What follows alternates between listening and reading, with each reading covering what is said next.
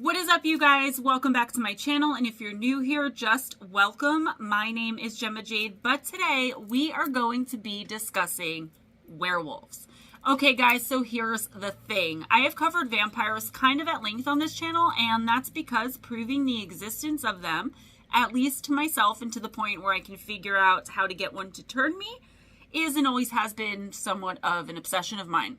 But, as I always say, I aim to please the masses. The masses are you guys. I always receive a bunch of emails after I talk about vampires or like some other kind of shapeshifter, cryptid, asking, but what about real werewolves? So, I looked into it, and I was able to find some allegedly confirmed cases of real werewolves, and I decided I had enough to be able to bring you all a video about it. I'm really not sure which legend has been around longer or which one has been the most enduring, the legend of the werewolf or the legend of the immortal vampire.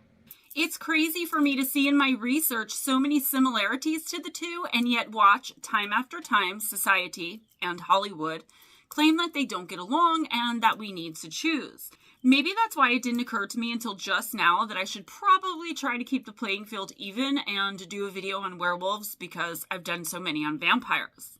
The legend of the werewolf can be found across the world throughout cultures and disregarding religion for the most part. They're a part of the most beloved fairy tales and have been the subject of much scrutiny, awe, and fear since probably the beginning of time. Think about it. Do you really think a regular old wolf got on two legs, stood straight up, and ate Little Red Riding Hood's granny, then spoke to her? I think not. And it was more than likely a werewolf that did that, and that's only one example. I spoke at length in my book, Missing the Fae Theory, about the fact that it seems lately that every single so-called fairy tale I grew up with came from at least a little bit of something that really happened a very long time ago. In that book, I focused on Hansel and Gretel, but hope if you read it, you understood what I was saying anyway. In Greek mythology, they're known as lycanthropes, and that's from the words lykos, which means wolf, and thropos, which means man. Whatever name they go by, you would be hard-pressed to find a single person in this community, no matter what else they do and don't believe in or where they happen to be from, who isn't at least aware of the werewolf. So, of course, the only thing left to do is decide if we believe that they ever existed or if they still do exist to this very day and have since the beginning of time. I want to put a disclaimer. There's a lot of French names in here that I'm not really too good with pronouncing. Before I get into the research, I just want to say that in my experience and with what I do for a living outside of YouTube, I know with absolute certainty that werewolves do exist and that they are only sometimes cursed human beings. Werewolves were originally created from a very dark, very strong, and a very ancient magic that still exists to this day. That sort of magic is possibly older than time itself, and though that's just my belief based on my own experiences, please take it into consideration if you're somewhere on the fence. As always, I'm not trying to change minds, just trying to open them a little, as I always say, and also, as always, let me know what you all think in the comments below after you've watched the whole video. Thanks, and let's jump right in. There is an alleged tale that takes place way back in 1502 about a man named Pierre Burgot, and he's the subject of our first encounter story. Pierre was said to be out tending some sheep in Poligny, France, and minding his own business when it's said that three men approached him on horseback.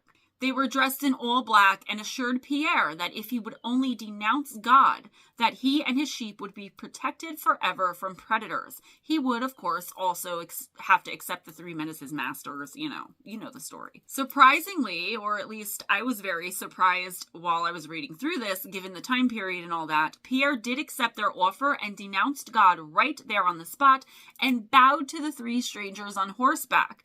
I guess he just went on with his day and his duties as a sheep tender after that, because the story picks up a little while later when one of the men approached Pierre and said that his name was Michael Verdun and that he was a werewolf. He offered Pierre the opportunity to be one of the same creatures of the night and sold it to him by telling him how powerful and untouchable he would be with this so-called gift. Pierre accepted that offer too right there on the spot.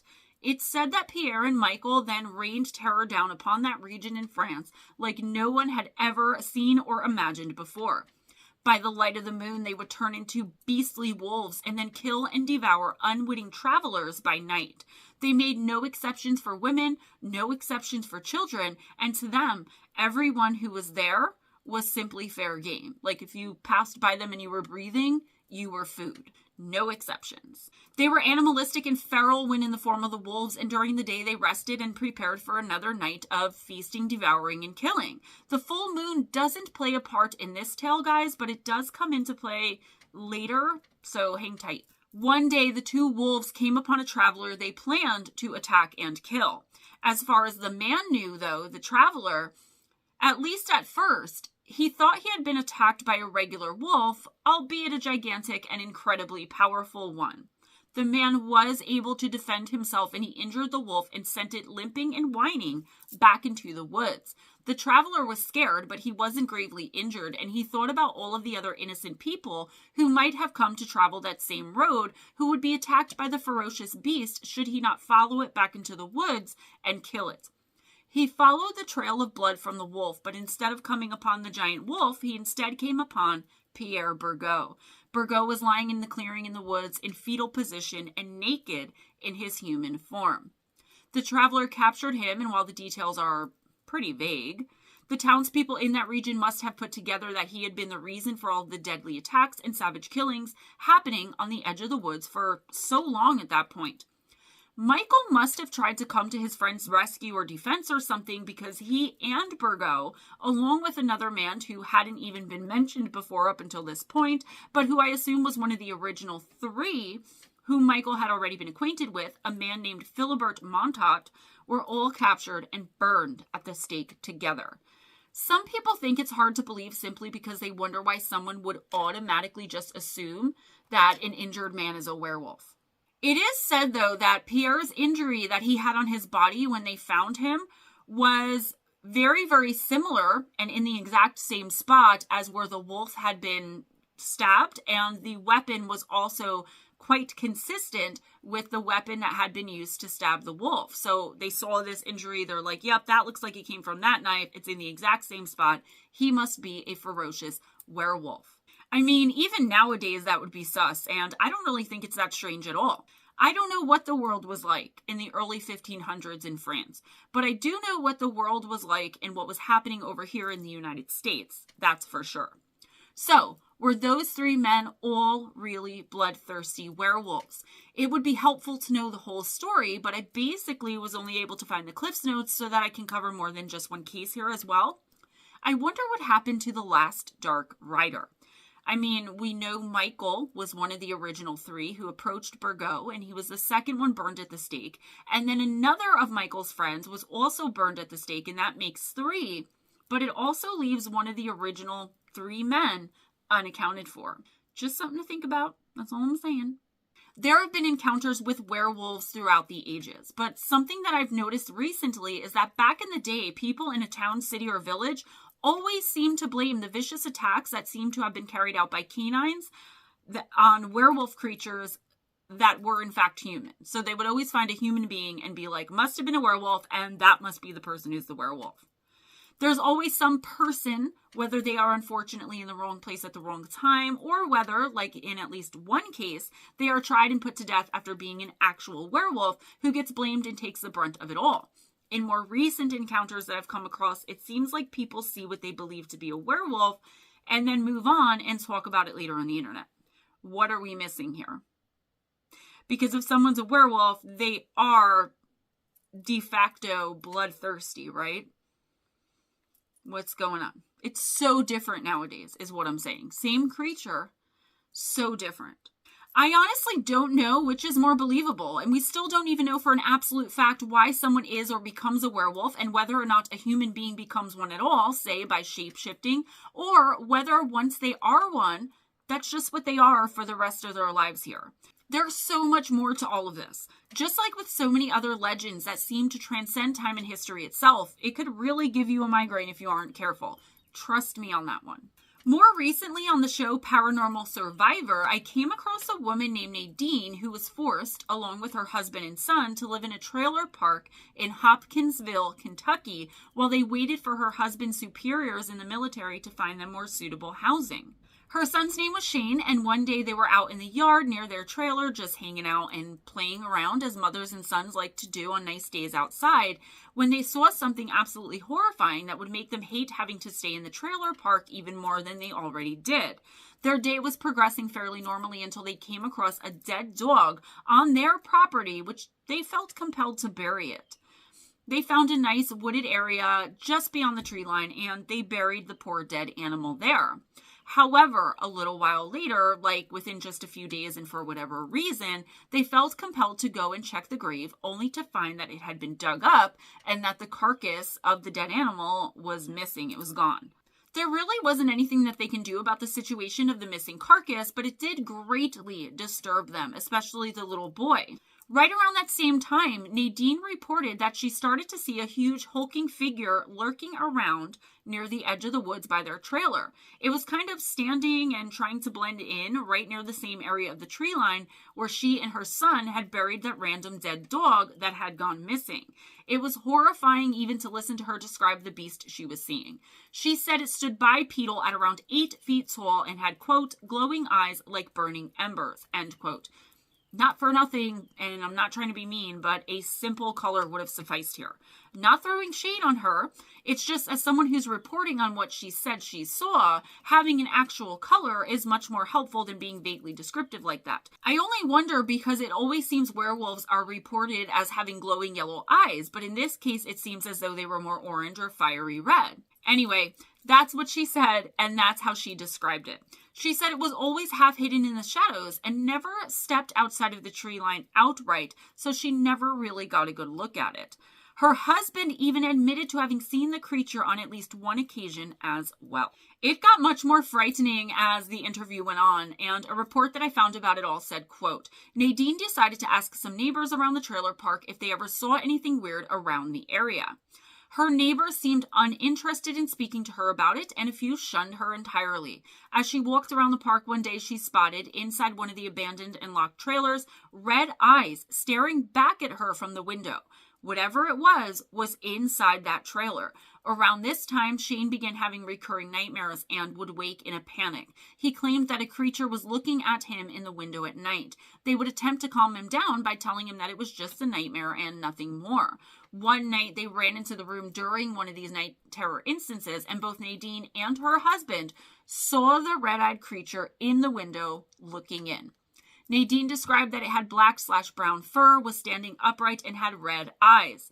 She noted that to her, it looked like an upright walking wolf. She decided to do some research and found out about skinwalkers and came to believe that the creature might be one. While her husband was away at work, Nadine, too scared to stay alone, asked a friend to stay over. One night during this time, they heard guttural growls coming from outside as well as other noises.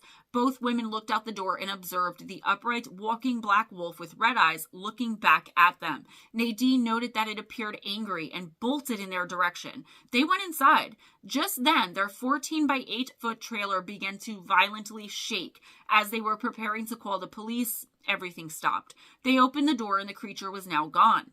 Nadine and her husband decided that it was probably best to move, and they packed their things and drove off. They were in such a haste to get away from the area that they ended up leaving some of their furniture behind. Nadine's husband claims that even on the last day, while packing the car, he could see the red eyes watching them from the tree line, end quote. Well, there you have it, guys. The eyes were red. Also, just wow. Oh my God, that is creepy. So, was what or whoever this thing was living in one of the trailers? I mean, I don't know where the only shifting on a full moon legend comes from, but that's almost never a part of the story anymore. I wonder if it's just that the more the moon waxes, the more beastly the human being underneath becomes. So the day after the full moon, they're like pretty much human. At least if they're still in wolf form, you know what I mean? Like they're more cognizant that they're a human being, and then once the full moon hits, there's no human left. But if that were the case, didn't Nadine claim to have seen those eyes staring back at her from one of the neighboring trailers during the daytime? Has it ever been a human being at all? I have my own opinions, as always based on my own abilities and personal experiences as far as werewolves are concerned, and I don't believe that they're able to become human anymore for the most part because it's ancient magic that's really not ever used anymore. Their human selves would just be too old. As far as more on my knowledge of supernatural creatures and the occult, just say the words and I will cover whatever you guys want me to. Y'all have to ask me though, because otherwise I'll be accused of shamelessly self-promoting. So, back to the many questions I have. I wonder if the neighbors know who and or what the beast really is underneath, and if they're fearful of talking about it for fear of being retaliated against themselves. Makes sense, kind of, right? While I do believe that in some cases werewolves are skinwalkers, I don't believe that that's the case for most of them. I also know for a fact that if they bite you, they devour you in your blood and you're killed. You don't become a werewolf or any other sort of shapeshifter because of a bite, with, of course, the exception of my beloved vampires, and that's the only exception that I know of. I think that Nadine and her husband definitely did the right thing by getting themselves and their young son out of what seemed to be a lot of harm's way. I wonder, though, if it was the fact that they possibly buried its meal that it latched onto them, or if there was something special about the innocence of their son. There had to have been something about all of them, or one of them in particular, for the beast to have been stalking them the way it was, especially during the daytime. That's really uncommon. It seems almost like it was waiting for the right moment to pounce, and there were, I'm pretty sure, any number of other victims in that trailer park, as they're not really known for being mostly vacant. There's usually a lot of people in those places, right? They're usually packed. Was it simply because they were the newcomers and therefore considered outsider enough for the creature to feel justified in targeting them? And did the father's job in the military have anything to do with why it waited as long as it did? Maybe it was just trying to scare them off so he didn't report it to his superiors and have a full-blown investigation happening down in that trailer park. Think about it. If this person is a shapeshifter, you don't want the government around, right? I'm surprised the MIB didn't visit her. So I don't know, guys. That's just my thoughts. And you guys know how my brain runs wild and I hear the X-Files theme song in my head and just start asking all these random questions. But I hope that's why you guys are endeared to me. As always, like I said, let me know what you think in the comments below. From the site Phantoms and Monsters comes an encounter someone claims to have had after their car was allegedly hit or run into by a werewolf way back in 1991. In Hillsborough County, Florida, the family had all been in the car and driving home from one school event or another. It was thought to be a concert of some sort, when all of a sudden they hit an animal that either leapt out from the trees and into the middle of the road, or that they simply hadn't seen until it was too late. It doesn't say whether or not they got out of the car to investigate, but I really think that they didn't, because they almost immediately became aware that what they had hit was in fact a giant, beastly, wolf-like creature that was also humanoid and had sharp, razored fangs and talon-like nails on its hands and feet. The creature bellowed loudly at them when they hit it, and it dug its nails into the vehicle before leaping back into the woods and disappearing, but not before it also snarled at them. Fast forward 10 years, and in 2001, they experienced something that made them all think that the same creature they had accidentally hit a decade earlier had come back to get them and finish what it wasn't able to or couldn't back in 1991. The witness stated, quote, "I believe it was 2001. I worked maintenance at a factory, again in Hillsborough County, Florida, between 10 p.m. and 4 a.m. For about a week, I heard weird sounds coming from the back of the building, which has a thick brush. Not your typical animal sounds. One night, I heard a loud crash coming from the side entrance. I investigated to find a large garbage can was thrown on top of the roof and rolled off. First, I was thinking kids until I got a strong whiff of something nasty. It wasn't the trash. It wasn't the trash. I was thinking skunk ape. I quietly picked up all the trash and went back into the building. The next night, I was traveling between the two buildings when the thick bushes started shaking. I heard an animal make a horrible sound like it was being choked. I ran into the lighted parking lot and turned around. I saw a large humanoid shape appear out of the brush and went back in. A couple nights later, my mother was waiting to pick me up when she saw a large shape come under a light by a side entrance. It suddenly noticed her and went back into the shadows. A week passed without incident. Again, my mother was waiting to pick me up when she heard a couple of dogs barking close by. She turned to see a large hooded man walking behind her car. He was across the parking lot on the side of the road. The dogs belonged to a couple of trailer folks nearby. These dogs traveled in a pack of 4 and 5 and weighed between 60 to 90 pounds. They were running around the man barking and snapping at him. One of the large dogs got a hold of his arm. Then my mother saw the man's face. It wasn't a man under that hood. The head of a black wolf became visible. The unearthly being shook and then threw that dog like a rag doll. The rest of the dogs ran for their lives. The hooded creature walked into the nearby woods. The next night was a full moon, and I heard its unearthly howl. We never heard or saw it again. Now a housing project occupies the land where it once lived." End quote. Wow. So this encounter suggests that the werewolf was fully cognizant of being one and that it wore human clothes and tried to blend in that way. The reaction of the dogs is fairly typical because they perceived a threat with him/it. I also find it odd that they mention trailer people, and I think they mean people who live in trailer parks, and I understand that because creatures like this and so many others can blend in rather well with the marginalized of our society. I'm not saying everyone who lives in a trailer park is society's marginalized population, but for the most part, that's just the facts, at least where I'm from. Also, this witness mentioned the full moon and the fact that he heard some strange howling happening on the night of it. That makes me wonder even more about my previous theory that the werewolves only become more wolfy, so to speak, and while they don't transform completely all in one night, it happens over the course of the month, with the wolf completely taking over on the night of the full moon. I mean, think about it. That is probably where the full moon part of the legend came in, because that would mean that the animal is much more bloodthirsty at that time, having none of its humanity left anymore, at least for those several nighttime hours when the moon is completely full. Some people believe that werewolves, or what we have come to know nowadays as wolfmen, are merely as yet unknown regular animals like a bipedal wolf. Yes, I'm being serious. People actually think that bipedal gigantic wolves are a thing and that it's perfectly natural and normal that they get up and walk around on 2 legs, and that we just haven't as a society discovered enough about their presence to be able to prove it and give them a proper name. There are those who think that when someone thinks they have spotted or otherwise come across a werewolf, that it's actually Bigfoot and they're just tremendously mistaken.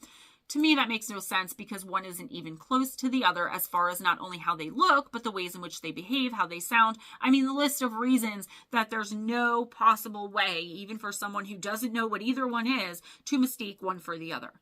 Not possible. Let's take a step back from the modern day and go to the 16th century, where there's something I came across about not one lone werewolf, but an alleged entire family of them. The year was 1598, and once again, we find ourselves in France. This time, though, it's the region of Jura, or Jura, J-U-R-A, which is on the eastern side of the country. It was a lovely spring afternoon when 15-year-old Benoit Bedel and his sister were out picking fruit in the countryside. Benoit claimed that he had climbed to the top of one of the trees to better able pick the fruit when his sister was attacked by a huge wolf with human hands that came lunging out at them from the nearby woods. He claimed he tried to fight the creature off with a knife, but not before it killed his sister and left him fatally wounded with a nasty bite to the neck. Some nearby villagers heard the commotion and went running to try and help the kids, at which time the wolf had run back into the woods to hide. Benoit died a couple of days later while at his father's cabin, but that's not the end of this tragic tale. It gets kind of crazy. Somehow, rumor had begun to spread that it was a werewolf that had attacked and killed Benoit and his sister. It was most likely due to the fact that in his final days after the attack, Benoit weakly told anyone who would listen that a wolf with hairy human hands had done it. The crowd that had scared the beast away in the first place said that they had seen it too, and that they had left a very specific wound on its body. Obviously, this meant that they would easily be able to tell who the wolf really was in its human form by paying close attention to the area of the wolf's body that was injured when dealing with any human being they should come across. Basically, the person would have the same injury or some sort of scar or something in that exact same spot. Apparently, they found an injury in the same exact spot on a woman named Péronette Gandion, and the villagers sent a lynch mob to her home. She was a known woman in the little village already, and she wasn't thought too kindly of to begin with. Of course she wasn't. Of course she wasn't, am I right? She was probably a healer, a witch, if you will. The woman was dragged out of her home, kicking, screaming, and fighting the whole way to where she was executed without so much as a talking to, let alone any type of legal trial. It's even said she tried to bite many of the men who went to her house and dragged her out, on the neck. That wasn't the end of her either, and I saw this coming a mile away, and probably most of you guys did too when thinking about what year it was and how weird old women were looked at in those times in places like where all of this went down, like that little village in France, and pretty much everywhere. Like, weird old women be damned. The villagers, after illegally executing Perignette, accused every single person in her family, regardless of age or anything else, of witchcraft. There were so many people who came forward to give testimony about how they bore witness to the whole family having been turned into werewolves. A somewhat famous witch hunter from that time named Henry Bugeaud also claimed to have personally executed hundreds of werewolves and that he had seen that particular family in its entirety walking around in the woods at night on all fours. He didn't specify as to whether they were in wolf or human form by doing this, at least not according to what I was able to uncover, but he didn't have to. The family was said to have paced their prison cells on all fours as well as humans. Her brother and sister were tortured until finally he admitted that they were all werewolves. He confessed, and whether that was due to the duress brought upon by the extreme and vicious torture or because it was the actual truth was completely irrelevant. Upon his confession, he and his sister were burned at the stake. Pierre, that was the brother's name, had a son who also confessed under torture to being a werewolf and killing goats, and he too was killed. Henry Bugeaud would go on to write a book about the alleged family of werewolves and the whole ordeal, which came to be known as the Gandelon werewolves. That's what this whole thing is known as. And he published the book in 1602 under the title Discours des Sorciers, that loosely translates to Speech of the Sorcerer, at least according to Bing. I don't know. I don't speak French. It seems like 1598 should have been called the Year of the Werewolf or something similar because there's actually another somewhat famous case that happened that year in France. It was near the city of Chalons in the Champagne region of the country.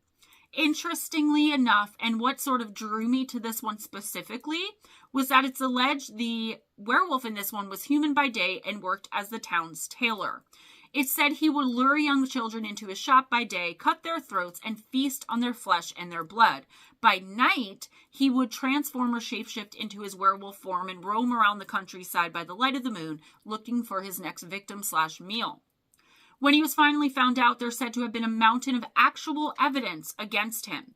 Barrels of human remains were found in his cellar, and he was quickly burned at the stake. In that same year, there was a homeless man named Jacques Roulette who happened to just be passing through the village of Angers in the western part of the country. He was accompanied by his brother and his cousin, who were also homeless drifters and who were also, allegedly, werewolves too. They would have gotten away with their deeds and got out of the village undetected had it not been for some random peasants accidentally stumbling upon a mutilated and ravished body of a young boy who had gone missing right around that time that the three marginalized men were said to have wandered into the town. The boy's body looked like it had only just been killed, so the peasants looked around to see if they saw anyone or could locate any clues.